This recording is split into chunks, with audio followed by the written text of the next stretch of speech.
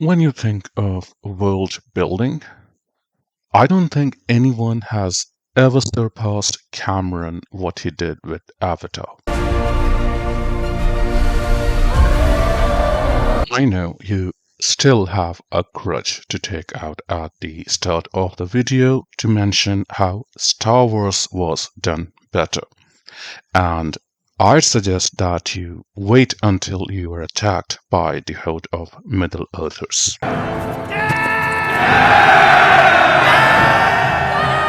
And yes, I believe that team of elves should have a heavier weight of their opinion over the Millennium Falcon pilots. Okay, this isn't the video for that. Calm down, just relax, okay? Now, back to it. I did mention Blade Runner and Dark Knight in the thumbnail, and I discuss how, apart from Cameron, there have been others in a similar, if not the same league. There is a moment. People, of course, of the slightly modern generation cannot deny they haven't tried to get a life-size statue of Nolan to worship it at home. And to their dismay, I'd still point out at how good a director Nolan is. He's not good at world building. Reeves did a better job at portraying Gotham and what it truly means to live in that city. To feel the city. Whereas Nolan said, chuck it, just shoot Chicago and call it a day. That's it. Much more subtle. Now, you can mention, but he did great with Inception in building the world of dreams, where the landscape falls.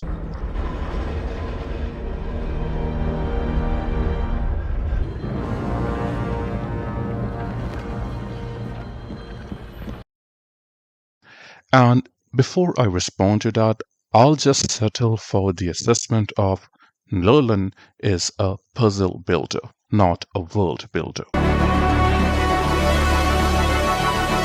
He is the master of creating complex mazes, cryptic like that game you would solve at the back of a magazine. Yes, you are. Yes, you are. But his world building abilities are nowhere near Cameron's or Villeneuve. Who will be the closest, I'd say, that can compete with James in creating an entire ecosystem? I'd start with the Blade Runner, but you know where this is leading. Yes, Dune.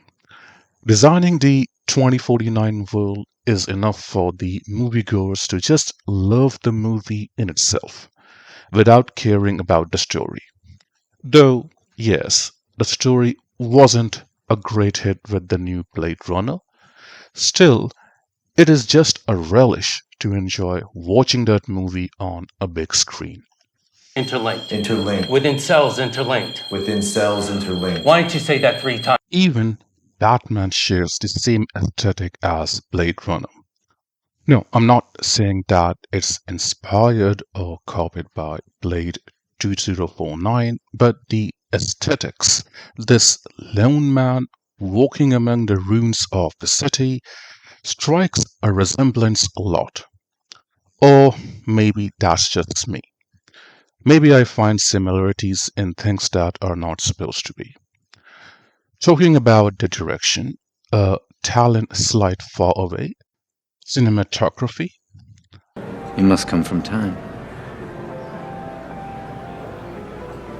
I cannot not mention Roger Deakins. Too close to Denis and worked well with Mendes too.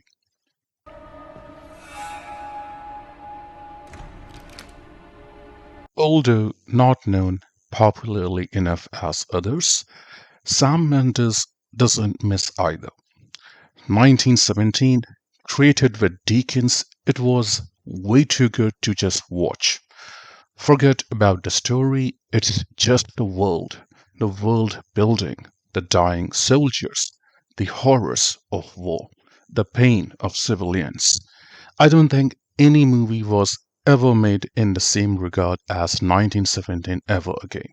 Sir, I have a message from General Ehrenmoor. Who the fuck are you? The attack has been called off.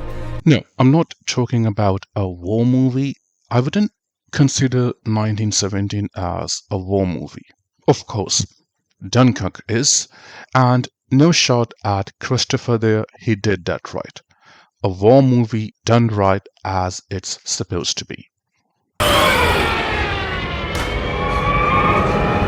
But 1917, it's more of a tale of a soldier, his day in a life, how the YouTube vloggers would call it.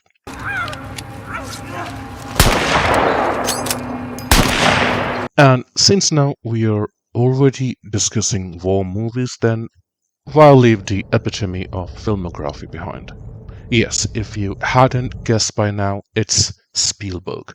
And again, I will be shameless enough to say that he doesn't do the world building best either. I do not need to talk about his accolades and greatness.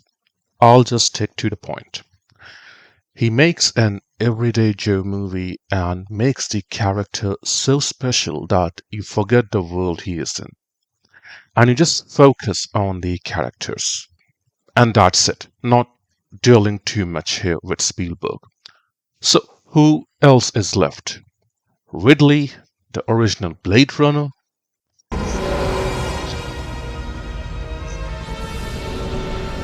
Cary Joji Fukunaga? I mean, that was some world he built for a small town. What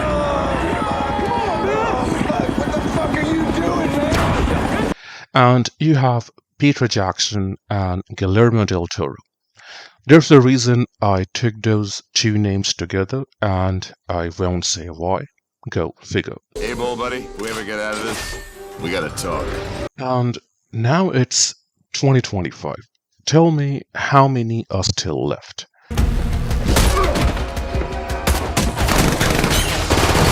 How many still got it? We wouldn't find a trace of Spielberg these days. He had his days. Ridley is gone too. They had it all. Wealth, style, power. So is Lynch. What's wrong? I don't know who I am. So is Fincher. But I'm also interested in what's not in it. There's nothing not in it. Yes, we have Nolan, but he's a modern artist, not the golden era of Hollywood shaping. Thinking that you're better? Enough! So, if I were to ask you, who is the one in today's date that is still rolling out wonders without seeing like he had his better days? And it still comes back around to Cameron. James Cameron. Still got it, still hitting, still rolling, still punching, still kicking. Avatar, with each release, is still pushing the boundaries of filmmaking that we could ever imagine. Almost like how Steve would call.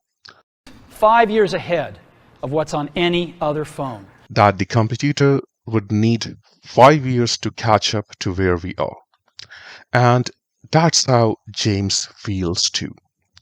The CGI saga was so much polluted with Marvel that it made you sick. After a point, given how bad the graphics were, I think Marvel killed CGI. Yeah, that'd be the correct phrase. But I guess that's not a big surprise. Told you, Axelrod. I hate it when people mess with my money. Mr. Axelrod, you have the floor.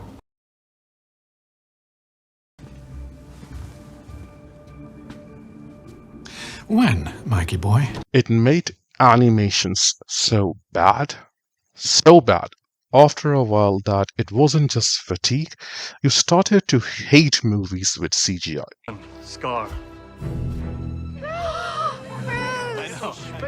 Thanks to James, we still have faith in computer-generated graphics. But do I need to give the title to him as the best world builder at the end of the video? And the answer is no. I know he's still getting it done at this age, but I feel over time I have felt more love with Denis for his approach to world building. As I said earlier, this would lead to Dune. And yes, it's way too good. Only 2 of them were released, almost like Avatar, only 2 installments so far. And if I were to pitch Avatar against Dune, Dune wins. It's done much better. Dune, in terms of world building, was done much better overall compared to Avatar, as Avatar did not have any plot to go by.